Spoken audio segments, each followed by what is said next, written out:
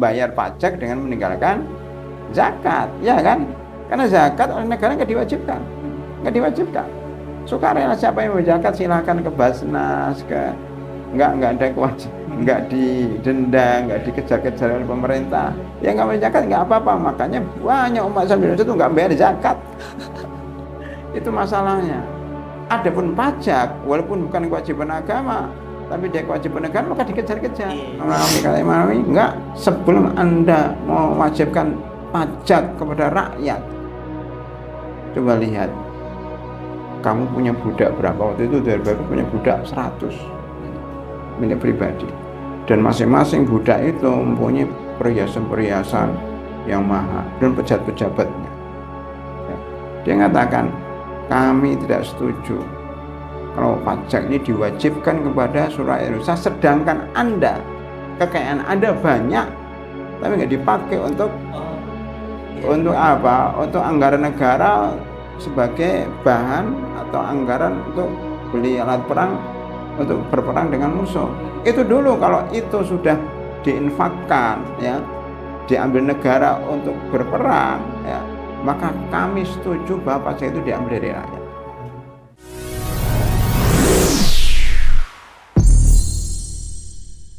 Ahlan wa sahlan teman-teman. Nggak nyangka udah sampai episode 4 kali ini. Gini teman-teman, eh akhir-akhir ini, yaitu ya bulan Agustus ini sih, ada sebuah pernyataan yang dikatakan oleh Menko, yaitu Menteri Keuangan, tentang pajak dan zakat. Nah, di episode kali ini kita akan membedah apakah sama antara pajak dan zakat, seperti yang dikatakan oleh beliau, ibu kita. Jadi episode kali ini kita mendatangkan narasumber yang saya kagumi, saya hormati, yaitu Ustadz Ahmad Zain An-Najah. Ahlan wa sahlan. Alhamdulillah. Jujur ana fans beliau. Jadi kalau di Instagram itu ada video beliau, ana langsung cepet-cepet nge-like. Jadi Zat, kita langsung ke pertanyaan, Zat. Ke pertanyaan yang paling mendasar, Zat. Apakah antara pajak dan zakat itu hal yang sama, Zat? Baik. Bismillahirrahmanirrahim. Assalamualaikum warahmatullahi wabarakatuh. Alhamdulillahirabbil alamin, wassalatu wassalamu ala asyrafil anbiya'i wal mursalin wa ala alihi wa sahbihi ajmain, summa amma ba'd. Di pertanyaan tentang pajak dan zakat, karena pajak lagi rame, kenaikan pajak sampai 100%, 200%, 300%, yang berakhir dengan sebagian wilayah rakyatnya demo untuk menurunkan bupati. Bupati. Dan pajak ini, ya menurut informasi yang ada, memang instruksi dari pusat bahwa karena keuangan negara menipis, ya mungkin sudah habis 10 tahun yang lalu, banyak utang, defisit bahasanya, maka untuk periode tahun ini negara berusaha untuk ngirit. Karena keuangan kasnya itu sudah defisit, ya, sudah kosong. Salah satu strategi mereka adalah menaikkan pajak, sekaligus memotong kiriman transferan dari pusat ke daerah. Sehingga daerah itu kelimpungan. Kelimpungan karena tidak ada pemasukan. Karena dari pusat, kalau nggak salah sekitar 50% atau berapa persen nggak dikirim, di stop. Satu-satunya cara yang paling efektif dan paling mudah adalah menaikkan pajak rakyat. Nah, itulah kemudian menjadi viral, bahkan di sebagian daerah, sebagaimana kita ketahui, demo besar-besaran, sampai sekarang juga belum selesai, untuk menggugat kenaikan pajak, sekaligus ingin memakzulkan bupati yang menaikkan pajak ini. Karena itu sangat tepat sekali kalau pada kesempatan malam ini kemudian kita membahas tentang pajak. Ya, pajak dalam Islam, hukumnya apa? Kemudian kaitannya dengan zakat. Yang pertama kali bahwa zakat itu jelas, ya, rukun Islam yang ketiga atau yang keempat. Kalau orang tidak mau membayar zakat atau mengkufuri kewajiban zakat, dia kafir. Oke. Itu adalah rukun Islam yang keempat. Ada dalilnya dari Al-Quran dan Sunnah. Wa aqimus sholah wa atuz zakah. Tegakkan sholat, kemudian tunaikan zakat. Al-aslu fil amri lil wujub. Ahli usul fikih mengatakan bahwa pada dasarnya perintah itu untuk kewajiban. Yeah. Perintah untuk menegakkan sholat menunjukkan suatu wajib. Perintah untuk menunaikan zakat berarti zakat itu wajib. Ini zakat itu kewajiban dari Allah Subhanahu wa taala langsung. Ya, ini diwajibkan pada tahun kedua Hijriah kira-kira gitu, ya. Ketika ada di Madinah, kan termasuk bidang muamalat sehingga tidak diwajibkan ketika di Mekah. Zakat ini pertama kali diwajibkan oleh Al-Quran dan Sunnah. Itu beda pertama. Yang kedua, adapun pajak itu tidak ada kewajiban dari Al-Quran dan Sunnah. Oke. Itu ijtihad, bahasa fikihnya ijtihad, ya, inisiasi dari pemerintah. Dan tidak semua negara memungut pajak. Seperti di Brunei Darussalam, setahu saya tidak kenakan pajak mereka karena pemasukan income negara fiskal itu dapat dari minyak, dari kekayaan alam. Ya, ada di Indonesia kekayaan alamnya nggak tahu kemana. Padahal ada kekayaan alam di Indonesia itu, tapi 80% lebih itu fiskal. Negara Indonesia itu mengandalkan pajak. Nah, jadi pembeda pertama kali bahwa zakat kewajibannya dari Allah dan langsung dari Al-Quran dan Sunnah dan merupakan rukun Islam yang keempat. Sedang pajak itu tidak ada dalam Al-Quran dan tidak ada dalam Sunnah. Ya, tetapi ini ijtihad, inisiatif dari pemerintah, dan tidak setiap pemerintah itu mewajibkan zakat pada rakyatnya, baik zaman dahulu maupun zaman sekarang. Hanya beberapa negara yang mewajibkan zakat. Kalau sekarang memang rata-rata mewajibkan zakat. Itu beda yang pertama. Beda yang kedua, bahwa zakat ini ketentuannya jelas. Ya, ketentuannya jelas. Semuanya orang yang sampai nisab. Nisab itu tergantung apa? Pokoknya emas atau barang dagang atau ternak atau hasil pertanian itu beda-beda. Zakat mal, zakat pertanian, zakat peternakan. Umpamanya zakat mal nisabnya adalah 85 gram emas. Setara dengan itu. Makanya kalau nggak nyampe 85 gram emas, maka tidak wajib zakat. Taruhlah sekarang emas itu naik terus. Pada zaman saya dulu, atau bukan zaman, 10 tahun yang lalu, kira-kira 1 gram emas itu cuma 500.000. Jadi kalau 80 kali 5, jadi nggak, hanya sekitar 42 sekian, 42 juta 500 zaman itu, yang punya uang di tabungan tidak terpakai selama setahun 42 juta, maka dia wajib mengeluarkan zakat 2,5%. 2,5 ya? 2,5% dulu. Sekarang semakin naik harga emas, semakin banyak orang miskin. Otomatis emas sekarang melonjak 3 kali lipat. Bahkan ya 3 kali lipat, mau 4 kali lipat. Sekarang 1 gram emas senilai kira-kira hampir 2 juta. 500 menjadi 2 juta, hampir 4 kali lipat. Berarti ukuran orang kaya semakin dikit.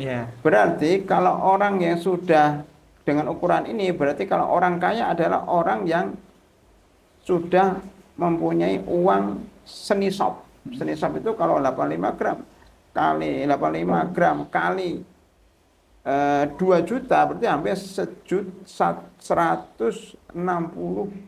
juta per tahun. Dia punya uang tidak dipakai. Berarti orang yang punya 40 juta, orang punya uang bahkan 100 juta, dia nggak miskin. Dia tidak kena zakat. Adapun pajak, adapun pajak, Jazakallah. memang ada pendapatan tidak kena pajak. Oke. Ada. Tetapi itu pendapatan. Ketika pajak itu masuk ke barang-barang namanya, maka orang yang tidak terkena pajak pendapatannya secara otomatis kena pajak ketika dia beli makan di warung, Ya. beli barang di mart, di toko-toko itu terkena karena di situ ada tambahan pajak. Nah, kemudian motor-motor, ya, mobil untuk orang kaya, motor juga kena pajak.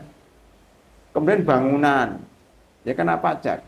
Jadi pajak ini hampir merambah seluruh ya kekayaan masyarakat, baik yang dikatakan baik yang miskin maupun yang kaya. Beda banget. Iya. Kalau zakat itu dia terkena kewajiban zakat kalau sudah memiliki tabungan 160 juta.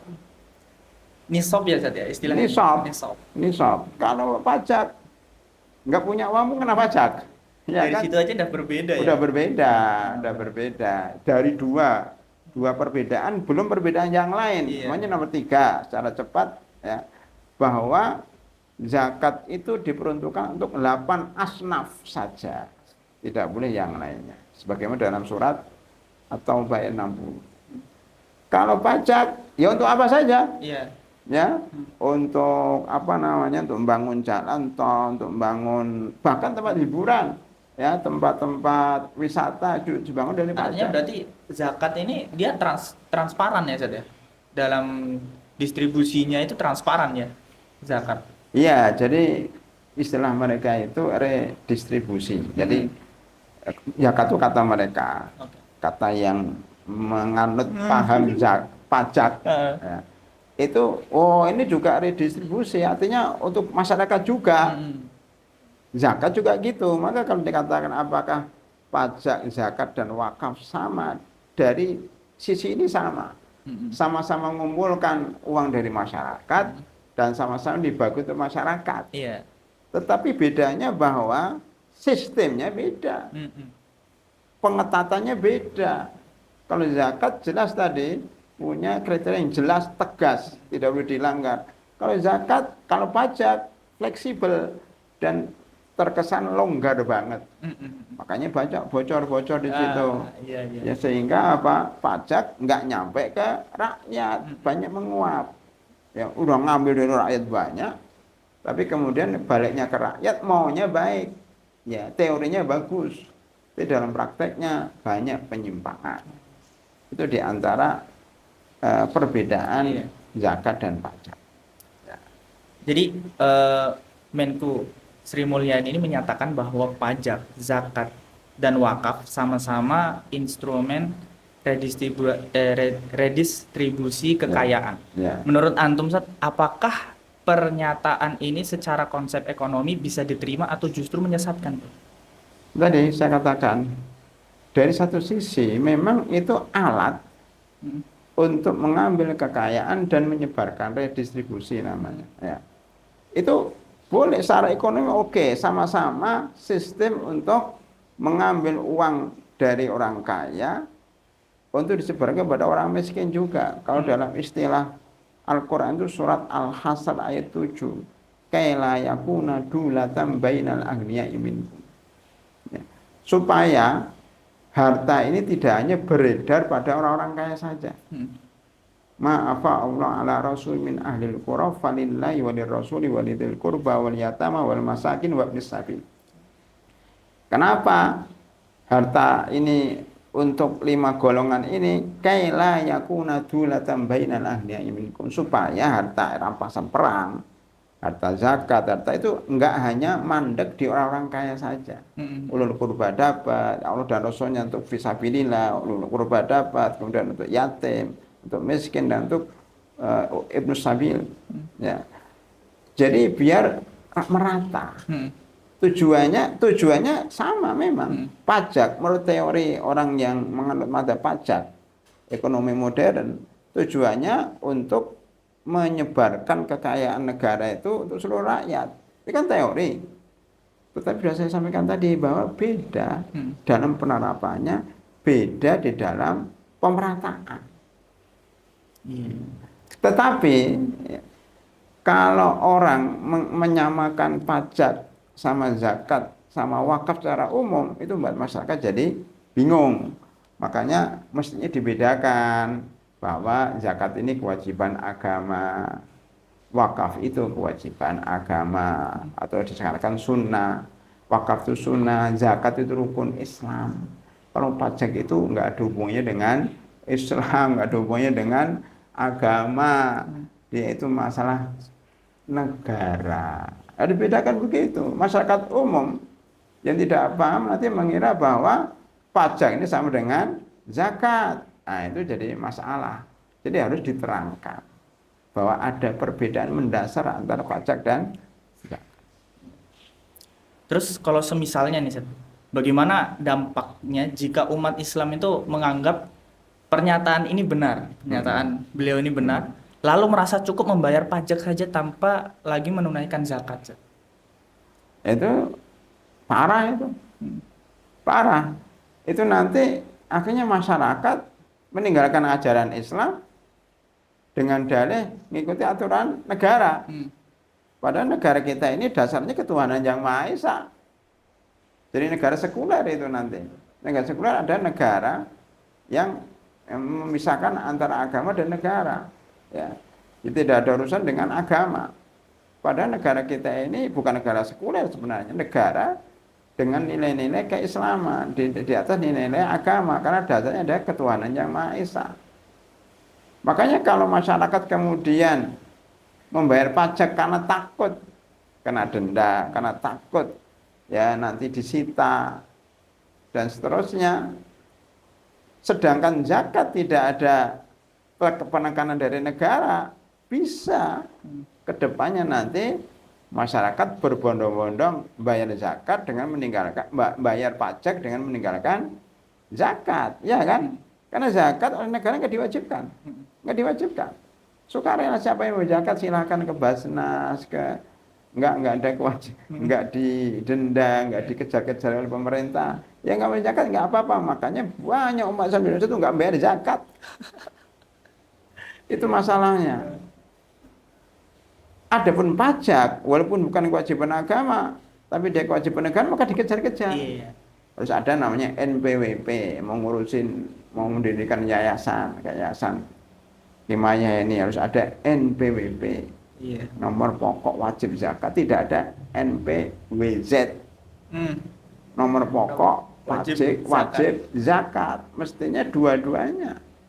Kalau kepengen zakat itu bisa berkembang pesat. Namun apakah pernyataan Sri Mulyani ini justru membuka wacana bahwa harusnya zakat bisa diakui negara sebagai pengurang atau bahkan pengganti pajak agar umat Islam ini tidak terbebani ganda? Ini wacana sudah lama dibicarakan oleh negara-negara, termasuk negara Indonesia. Kalau nggak salah sudah ada undang-undang nomor 23 tahun 2011. Ya. Itu menjelaskan bahwa pemberian zakat ke lembaga resmi seperti Basnas yang diakui negara kan Basnas, nanti ada Bajda, ada turunannya kan nasional, nanti provinsi, kabupaten, kecamatan sudah ada itu Basnas dan bawahnya. Kalau membayarnya kan lembaga zakat banyak ini. Kalau membayar zakatnya ke Basnas yang diakui negara, maka nanti dapat keringanan untuk bayar pajak. Nanti harus tahu semua ini. Ya, selain kita harus belajar tentang aturan agama, kita juga harus paham minimal ya dikit-dikit tentang aturan negara. Aturan zakat sudah mengeluarkan itu. Tapi banyak masyarakat tidak tahu. Sudah lama itu. Mungkin boleh saya ceritakan dikit ya. Di Sudan itu sudah ada undang-undang yang mengatakan tadi bahwa yang bayar zakat tidak dikenakan pajak. Sudah ada di Sudan untuk kaum muslimin. Yang non muslim karena nggak bayar zakat dia tetap bayar pajak. Jadi adil, sama-sama penduduk ya, yang muslim membayar zakat, yang non muslim membayar pajak. Doribah dalam bahasa Arabnya. Di sisi namanya aja beda. Zakat itu artinya membersihkan harta, membersihkan hati. Kalau doribah itu artinya beban. Ya, beban. Lagian pajak sendiri kan para ulama berbeda pendapat. Ada yang mengharamkan, ada yang tidak bolehkan, ada yang bolehkan dengan syarat yang ketat. Makanya kalau tadi dikatakan apakah ada celah? Ada celah. Suruh minum jahe nampak. Iya. Betul ya. Buka dulu masih panas. Jadi kalau ditanya ada celah. Dan celah itu sudah diisi oleh undang-undang tadi nomor 23 tahun 2011 itu, bahwa zakat bisa mengurangi kewajiban zakat. Tetapi begini, saya boleh cerita tadi ya. Sudan itu negara yang telah menggantikan pajak dengan zakat. Dia sudah bayar zakat, tidak membayar pajak. Malaysia ada negara yang menerapkan ya, bahwa zakat bisa mengurangi kewajiban zakat dari sisi langsung. Nah, yang saya terangkan tentang bedanya dengan Indonesia langsung itu begini, namanya dia wajib membayar pajak 100. Ya. Maka ketika dia sudah membayar 20 dari 100 sudah dibayarkan, maka pajak itu terkurangi dengan 20, namanya dia wajib pajak senilai umpamanya 100. Sudah dibayar zakatnya 20, berarti tinggal 80. Ini harus pelan-pelan nih, pelan-pelan supaya nggak salah paham. Adapun di Indonesia sama, tetapi menguranginya bukan langsung. Menguranginya adalah pada pendapatan yang terkena pajak. Apa bedanya Malaysia dengan Indonesia? Beda. Kalau Sudan jelas beda dengan Malaysia, karena Sudan itu semua pajak dihapus diganti dengan zakat. Kalau Malaysia setengah-setengah. Cuma Malaysia itu ketika orang sudah bayar zakat, maka pajaknya kurang berapa? Pajak dikurangi zakat. Ya. Jadi makanya pajaknya 100. Dia sudah membayar zakat 50, tinggal 50 pajaknya. Kalau Indonesia enggak. Indonesia dikurangi bukan makanya Indonesia ada seseorang penduduk mempunyai beban pajak 100. Kemudian sudah bayar zakat 20. 20 itu enggak ngurangi, berarti masih 80 dikenai pajak. 80 masih dikenai pajak. Jadi pahami enggak? Kalau Sudan itu mengganti seluruhnya. Kalau Malaysia bayaran zakat itu mengurangi pajak. Kalau Indonesia bayaran zakat tidak mengurangi pajak, tapi mengurangi harta yang dipajakin. Jadi paling rendah, Indonesia itu paling rendah. Artinya zakat itu mengurangi pajak itu rendah banget. Rendah banget. Nomor 2 Malaysia, nomor 3 Sudan. Maka perlu ditingkatkan, minimal kita ngikuti Malaysia lah. Sehingga orang Islam tidak dibebani zakat dan pajak sekaligus. Maka kami juga setuju kalau zakat itu diwajibkan bagi orang kaya sekaligus mengurangi pajak secara langsung, bukan hanya mengurangi pajak yang pendapatan kena pajak. Itu. Tapi kalau semisal ya, mungkin nggak sih? Apa mungkin Sri Mulyani ini sebenarnya ingin menegaskan fungsi pajak yang mirip zakat, tapi keliru dalam diksi sehingga menimbulkan kontroversi? Iya, jadi sebenarnya tidak usah, menurut saya, ketika kepingin masyarakat bayar pajak, patuh pajak, pajak aja, nggak usah nyinggung zakat. Nggak usah nyenggol. Ya, nggak nyenggol-nyenggol, karena bukan ahli agama dia. Ya, Udah bapak-bapak, ibu-ibu sekalian penduduk Indonesia segera bayar zakat, bayar pajak. Karena pajak ini diperlukan negara-negara lagi kosong kasnya. Itu aja. Jangan ini seperti ya kemudian zakat, kewajiban wakaf. Dia nggak paham zakat kayak apa kan? Udah usah nyenggol-nyenggol karena dia nggak paham tentang zakat. Walaupun masuknya dia. Karena terutama umat Islam. Masa udah paham zakat itu wajib. Maka dia kepingin ya menggerakkan hati umat Islam. Yuk bayar pajak itu wajib loh kayak zakat. Jadi maksudnya ini secara politis lah ya. Iya. Supaya mereka patuh bayar pajak.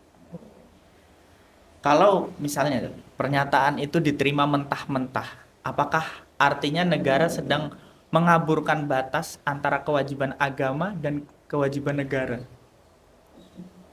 Mengaburkan batas. Jadi mengaburkan seakan-akan kayak hampir menyamakan antara kewajiban agama dan kewajiban negara gitu. Ya tadi di awal tadi ada pertanyaan, apakah ada beda antara pajak, zakat dan wakaf? Udah kita jawab bahwa beda, tidak sama. Pajak bukan kewajiban agama, dia kewajiban negara. Orang enggak muslim pun wajib bayar zakat. Kalau zakat hanya orang Islam aja dan orang yang sampai nisab hartanya. Kalau pajak ya pukul rata, mau muslim, mau non muslim, mau ya kaya, mau miskin dalam arti tidak langsung ya, karena kalau dia membeli barang-barang, punya motor dan sebagainya wajib pajak. Jadi tetap beda antara pajak dan zakat itu. Apalagi pajak sendiri masih kontroversial, masih beda pendapat para ulama. Masih syubhat bahasanya itu. Iya, masih syubhat. Daripada dari sisi fundamentalnya, basicnya aja itu udah berbeda antara pajak sama zakat, dan ini mau disamain, waduh, sangat bikin kaget tuh orang. Ya, Selanjutnya, bagaimana misalnya cara memastikan agar pernyataan pejabat publik tidak merusak kesadaran umat terhadap kewajiban zakat yang bersifat ibadah, tapi tetap menumbuhkan kepatuhan terhadap pajak? bagaimana baiknya gitu. Bagaimana baiknya? Jadi pertama, begini sebenarnya itu, antar kepatuhan rakyat kepada pemerintah dengan kepatuhan terhadap agama itu saling terkait. Coba sekarang, banyaknya koruptor, bahkan banyaknya mengemplang pajak. Dulu kan ada pegawai pajak, yang pegawai rendahan aja itu rumahnya mewah banget. Karena ngemplang pajak, maksudnya ngemplang itu manipulasi, bahasanya itu apa? Menyalahgunakan jabatan, abuse of power, menyalahgunakan jabatannya untuk mendapat kekayaan. Dia maunya dengan orang kaya, pajaknya maunya berapa, 100 juta, 200 juta pajaknya. Dia datang, ya, gini aja Pak, tulis aja apa gitu. Tapi kan diberi uang fee. Oh gitu, jadi dia dapat uang fee itu, oknum itu, uang fee banyak, tapi pajaknya dirubah oleh oknum ini yang sudah masuk dia, karena tadi kan mengemplang pajak atau merubah aturan pajak itu atau merubah data itu, sehingga dia kaya, dapat uang dari orang-orang kaya itu. Dari situ aja udah salah. Bahasanya begini, kalau orang itu taat agama, insya Allah taat pada negara. Makanya banyaknya korupsi, banyaknya orang yang makan pajak, penyelewengan pajak, korupsi, kebocoran fiskal, ya, anggaran negara bocor. Kemarin kita dengar bersama-sama ya, Pertamina sampai kerugian negara sampai 100 sekian triliun, hampir 200 triliun. Belum tambang kemarin itu 300 triliun. Belum yang Kementerian Pendidikan itu sampai 9 triliun. Coba kalau rakyat taat agama nggak mungkin bocor sebanyak itu, ya paling bocor dikit-dikit lah. Tapi kalau orang nggak taat agama, nggak tahu agama, akhirnya bocornya banyak. Oleh karena itu maksud saya bahwa udah negara itu mestinya mendorong agar masyarakat taat sama agama, bayar zakat gitu. Kalau udah bayar zakat baik, insya Allah bayar pajak gitu kan. Permasalahannya banyak yang nggak bayar zakat, apalagi pajak. Pajak itu banyak karena takut aja. bukan karena kesadaran. Kalau justru masalah kesadaran, mana orang mau bayar pajak? Iya. Kalau umat Islam masih mendingan, nggak dipaksa oleh negara bayar karena kesadaran. Jadi penting itu menumbuhkan kesadaran rakyat. Itu bukan paksaan. Allah alam bisa. Nah, kalau misalnya kita berbicara tentang sejarah antara pajak sama zakat, sejarah zakat ini apa sih? Gimana sejarahnya itu sebenarnya? Yang gini ceritanya terkait dengan tadi perbedaan zakat dengan pajak. Zakat tuh nggak ada sejarahnya, sejarah turunnya zakat kan gitu. Jadi zakat diturunkan oleh Allah SWT kepada Nabi Muhammad SAW dan kepada umat Islam. Jadi kewajiban zakat ya itu turun ketika Rasulullah SAW hijrah ke Madinah. Kira-kira tahun 2 Hijriah itu diwajibkan zakat yang sebenarnya. Itu kalau kita menilai sejarah zakat, sejarah kewajiban zakat. Sejak zaman dahulu, sejak beribu-ribu tahun yang lalu, 15 abad yang lalu. Kalau sejarah pajak, ini nggak panjang. Pada zaman Nabi tidak ada, pada zaman Khulafaur Rasyidin tidak ada, pada zaman dinasti setelahnya tidak ada. Yang terdengar oleh kita sejarah itu adalah ketika pada zaman Dohir Bebres. Dohir Bebres itu waktu itu adalah penguasa di Syam dan Mesir. Beliau ini seorang pemimpin Islam yang kemudian sedang menghadapi krisis karena apa? Diserang oleh musuh-musuh Islam. Pada waktu itu adalah bukan itu pasukan Tatar. Ya pada zaman Abbasiyah, tapi dia bukan khalifah Amir. Khalifah dari Baghdad, dia Amir itu gubernur lah, gubernur zaman sekarang. Tapi waktu itu otonom, punya hak otonom, punya pasukan sendiri, bisa menentukan sendiri. Bahkan kadang-kadang zaman dahulu itu Amir lebih kuat daripada khalifah. Daerah itu lebih kuat daripada pusat.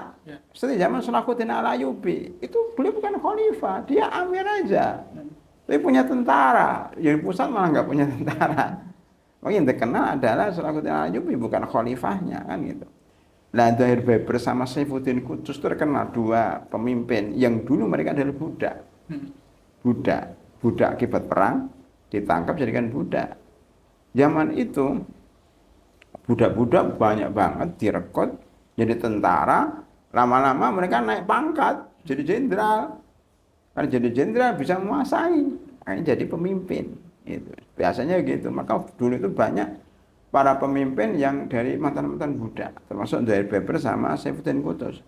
Inilah pemimpin yang mampu memukul mundur pasukan Tatar. Kan itu perang itu. Kalau perang kan nguras anggaran negara.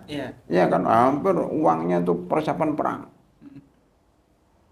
Karena negara butuh uang, maka Dohir Bebres mengumpulkan semua ulama yang ada di Mesir dan ada di Syam. Di Syam itu ya Yordania, Suriah, Palestina dan Lebanon. Semua ulama dikumpulkan dan minta persetujuan. Dulu itu pemimpin itu sebelum memutuskan suatu hal yang penting di negara itu minta persetujuan para ulama. Ya. Oh, sekarang kan DPR, dulu DPR-nya ulama. Ulama dikumpulkan, gimana ini? Saya mau ngambil pajak bahasanya dari rakyat karena kita butuh uang, mau berperang melawan musuh. Karena para ulama waktu itu takut ya, udah disetujui. Tapi ada satu ulama besar namanya Imam Nawawi. Jadi ini pada zaman Imam Nawawi, pada abad ke-8 ya. Pada Imam Nawawi kok nggak ada katanya, kok nggak ikut datang, panggil katanya. Ini panggil sendiri. Karena mereka ulama ini ditakuti atau disegani ulama yang lain. Pokoknya kita tinggal ulama ini aja. Kalau Imam Nawawi nggak setuju, ulama lain juga ngikutin kan. Jadi mereka itu ngikuti Imam Nawawi, memang dipanggil. Ketika dipanggil ditanya, bagaimana pendapat antum wahai Imam Nawawi? Kata Imam Nawawi, enggak. Sebelum Anda mewajibkan pajak kepada rakyat, coba lihat. Kamu punya budak berapa? Waktu itu Dohir Bebres punya budak 100 milik pribadi. Dan masing-masing budak itu mempunyai perhiasan-perhiasan yang mahal dan pejabat-pejabatnya. Ya. Dia mengatakan, kami tidak setuju kalau pajak ini diwajibkan kepada seluruh rakyat Indonesia, sedangkan Anda, kekayaan Anda banyak, tapi nggak dipakai untuk apa? Untuk anggaran negara sebagai bahan atau anggaran untuk beli alat perang untuk berperang dengan musuh. Itu dulu kalau itu sudah diinfakkan, ya, diambil negara untuk berperang, ya, maka kami setuju bahwa pajak itu diambil dari rakyat. Jadi maksudnya gini, Imam Nawati mengatakan bahwa pajak itu boleh dengan syarat negara butuh. Sekarang bolehlah negara butuh, kas lagi kosong. Yang kedua, yang kaya-kaya itu harus bayar dulu. Jangan yang kaya-kaya nggak diambil pajaknya. Yang kemperang pajak kan banyak perusahaan-perusahaan besar itu kan. Tapi kemudian yang kedua, yang diambil pajak itu hanya orang-orang yang mampu saja, jangan rakyat miskin. Itu bahasanya begitu. Artinya para ulama berbeda pendapat dalam hal ini. Bahkan ada hadis-hadis yang mengecam orang yang mengambil pajak. Maka sebagian orang mengatakan pajak itu hukumnya begini-begini. Kalau saya mengatakan khilaf. Karena itu bahwa pajak itu dibolehkan asal tidak zalim, tidak terlalu banyak, tidak membuat rakyat jadi ketakutan, tertekan. Yang sebelumnya harus dimaksimalkan kekayaan alam selain pajak. Contohnya Brunei Darussalam. Sekarang itu ada contohnya, ya, itu kekayaan alam melimpah karena dikelola dengan baik. Maka rakyat tidak perlu pajak, kami sudah punya uang banyak kan gitu. Kalau Indonesia kekayaan alamnya tidak maksimal, banyak masuk kantong oknum-oknum, banyak yang bocor, ya. Itu yang menyebabkan uang negara jadi kosong, termasuk penggunaan anggaran secara ugal-ugalan, sehingga kemudian utang banyak sekali. Yang bayar siapa? Jadi sebenarnya pajak ini bisa dikatakan kalau memang butuh oke lah, tapi kalau pajak diwajibkan sedang penggunaan anggaran tidak ngirit, kemudian banyak korupsinya, banyak bocornya, akhirnya rakyat protes kan. Wajar kalau seperti baru terjadi ini orang demo. Ya bolehlah pejabat DPR ditambahin 50 juta per bulan, ya. Tapi rakyat harus ya diberi kesejahteraan dulu, biar enggak, kan namanya ya. Jadi rakyat itu merasa iri, kecemburuan sosial. Pantas rakyat marah. Walaupun dijelaskan bahwa 50 juta itu adalah untuk 5 tahun. Tiap bulan dibayar setahun. Setelah 2025 nggak dibayar lagi. Tapi kan penjelasannya nggak lengkap. Akhirnya rakyat 50 juta bayar kontrak. Dan lagi ngitung-ngitungnya salah lagi itu. Ya kan, jadi rakyat jadi apa ya? Jadi sedih gitu. Nah, akhirnya bilang bubarkan DPR. Itu kan karena komunikasinya kurang baik. Walaupun maksudnya baik, kalau komunikasinya nggak baik, akhirnya begitu. Nah, jadi memang pajak itu tidak bisa dilepaskan dari kebijakan ekonomi yang lainnya. Ya, termasuk tadi tunjangan pada pejabat-pejabat. Dan rakyat ditambahin pajaknya. Itu kan juga rakyat jadi apa ya? Jadi bingung gitu. Nah, itu maksudnya seperti itu. Jadi itu sejarah pajak. Sejarah pajak yang saya sebutkan tadi, yang sangat terkenal itu, bahkan ada beberapa zaman dahulu itu pajak itu dihapus. Oh, pernah sampai? Pernah dihapus. Ya kan sekarang di Brunei atau di Sudan, ya. Kalau zaman dulu pajak dihapus karena apa? Karena itu membebani masyarakat. Ada beberapa sejarah, ya. Itu seperti itu. Jadi itu bukan mimpi di siang bolong, ini sudah terjadi. Jadi sebenarnya tinggal strategi negara aja, bagaimana mengatur keuangan aja sebenarnya itu. Insya Allah kalau tidak ada yang korupsi, tidak ada yang berkhianat, tidak ada yang bocorkan uang, ya, itu insya Allah pajak sebenarnya tidak terlalu banyak. Akumulatif masalah itu yang menyebabkan akhirnya pajak membabi buta di mana-mana dinaikkan. Nah, itu salah satu besar pajak. Enggak. Dari sisi fundamentalnya ya Allah sebenarnya berbeda. Tapi itulah tadi yang disampaikan oleh beliau Ustadz Zain An-Najah tentang pajak dan zakat. Jadi kita harus ketahui bahwasannya pajak ini syariat dari Allah Subhanahu wa taala yang dia itu harus kita patuhi dan harus kita taati. Sedangkan pajak dia itu berbeda, teman-teman. Pajak itu adalah sesuatu yang dibuat oleh manusia dan kurang jelas ketika redistribusinya itu kadang bocor ya, Ustaz ya. Ya. Jadi itu yang membedakan antara pajak dan zakat. Sekali lagi jazakallah khairan Ustaz Ya. atas segala penyampaian antum. Ana selaku host menyampaikan terima kasih sebanyak-banyaknya Ya.